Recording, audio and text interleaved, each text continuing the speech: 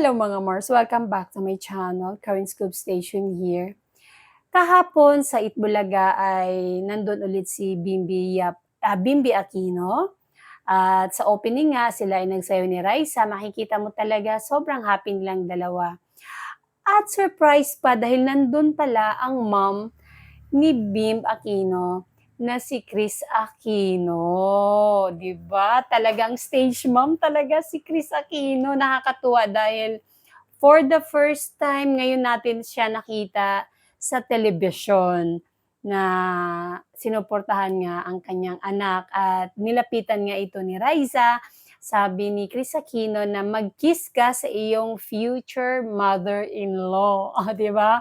Tapos talagang ito talaga ang hinahanap nating ugali ni Chris Aquino na taklesa, gano'n talaga siya, nakaka-miss lang. Sabi niya kay Raisa na, "Alam mo, gumaganda ka ngayon." Ayun. Tapos sinabi pa nga niya do'n na siya daw yung wardrobe ni Bim at may nakita nga daw siyang yung suot ata ni Bim, basta may nakita siyang damit na may R, binili daw niya agad yun kasi nga 'di ba yung R is Raisa. Talagang pinagpe-pair talaga ngayon ng Itbulaga si Bimbi Aquino at si Raisa Dizon at meron pa ngang video na sila ay kumain sa labas, sa mall, kasama si Miles Ocampo, ayun.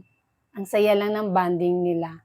Tapos nakakatuwa dahil game na game talaga si Bim Aquino. Ang galing niya mag-hosting, hindi ko alam kung lagi na ba siya sa Itbulaga, pasok na ba siya sa bilang host o guest-guest lang, tingnan natin 'no. Tapos parang may nilulutong tandem or love team ang Itbulaga para kay Raisa and Bim Aquino. And that's it mga Mars. Thank you for watching this video. Please like, comment, share, and subscribe for more scoops. Bye!